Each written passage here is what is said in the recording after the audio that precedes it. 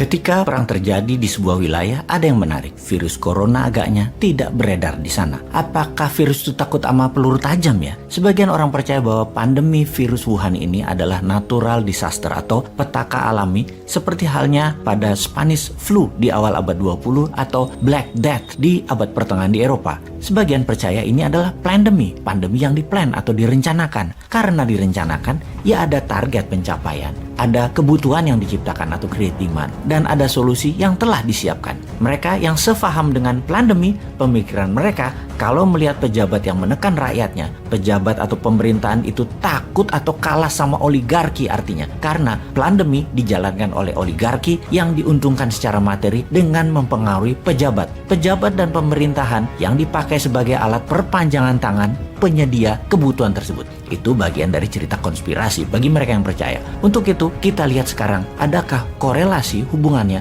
dengan perang di Ukraina versus pandemi. Juga sebelumnya kita kupas bagaimana taktik perang Rusia di Ukraina dan apa counter attack strategi bertahan dan menyerang baliknya Ukraina kali ini. Kita lanjut. Sebagaimana kita ketahui pada 24 Februari 2022, dalam waktu 48 jam atau 2 hari setelah serangan, kemajuannya sangat cepat hingga menjangkau lebih dari 80 km dari garis perbatasan. Salah satunya karena militer dan pejabat Ukraina tidak percaya bahwa Rusia akan masuk menyerang Ukraina. Kemudian serangan Rusia melambat, bahkan dalam 2 minggu setelah pencapaian 80 km tersebut, ternyata serangannya hanya menambah jangkauan 15-20 km saja. Hingga saat ini, hanya kota pelabuhan Mariupol yang luluh lantak. Kota nomor 2 terbesar Ukraina, Kharkiv, masih belum bisa ditaklukkan walau jaraknya sangat dekat dengan perbatasan Rusia. Kota nomor 3 terbesar Ukraina, Odessa, bahkan belum tersentuh banyak. Dan Kiev, ibu kota negara, masih aman, belum bisa terjangkau pasukan Rusia. Masih 30 km jarak pasukan Rusia terdekat untuk mencapai Kiev, dan ini sudah minggu ke-6 setelah penyerangan.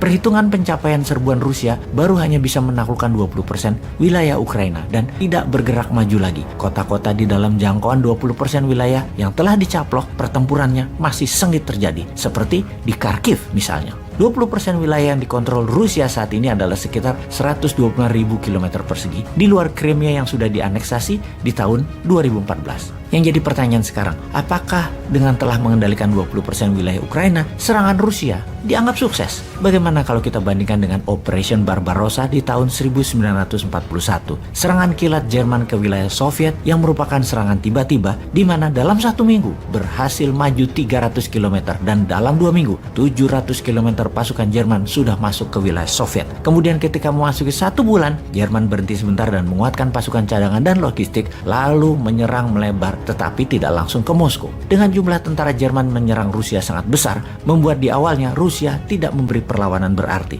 Namun yang kita semua tahu, Operation Barbarossa, Jerman kalah dari Soviet. Kesalahan Jerman adalah salah waktu menyerang Soviet di musim dingin, dan salah membaca moral semangat tentara Soviet yang militan. Kita sekarang membandingkan dengan serangan sekutu ke Irak di tahun 2003, di mana dalam 1 minggu 300 km pasukan Amerika dan sekutu masuk ke wilayah ibu kota Baghdad, yang kemudian dalam 6 minggu, 1,5 bulan kemudian Irak takluk.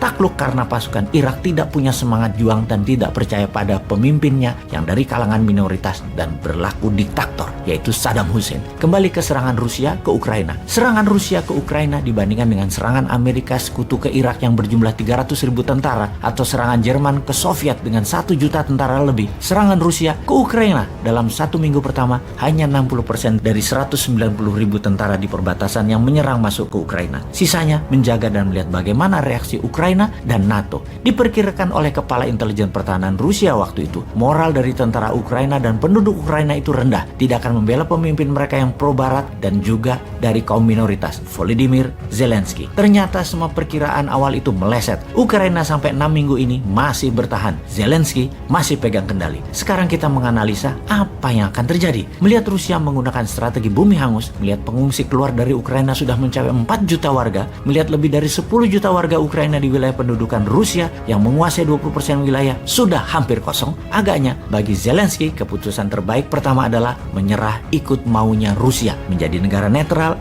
tidak ikut NATO, melepas Donbas, menerima lepasnya Crimea, atau terus bertahan tidak menyerah namun terbuka untuk negosiasi, main panjang, selundupkan terus senjata dari perbatasan Polandia ke kota Lviv, tambah terus mercenaries dari pihak barat, geser penduduk ke sisi barat Ukraina, biarkan sisi timur kosongkan penduduknya, bertahan sporadis pakai serangan insurgensi dengan perang kota di wilayah timur Ukraina. Lalu ada lagi analisa yang sangat penting untuk kita pertimbangkan. Kita semua tahu, virus Delta adalah mutasi virus Alpha. Siapa yang terpapar Alpha tidak terpapar Delta. Lalu ada Omni, di mana yang terkena Alpha dan Delta ternyata tetap bisa kena Omni. Artinya apa? Ada dua artinya. Artinya, satu, vaksin tidak efektif karena sudah divaksin tetap kena, walau dengan perkataan yang penting tidak parah. Nomor dua, juga bisa berarti Omni bukan mutasi Delta, karena itu yang kena Alpha atau Delta tetap bisa kena. Maka, analisa gosip terbaru adalah kalau perang Ukraina cepat berlalu, kurang dari 3 bulan dari sekarang, maka tugas pandemi belum selesai. Ada Delta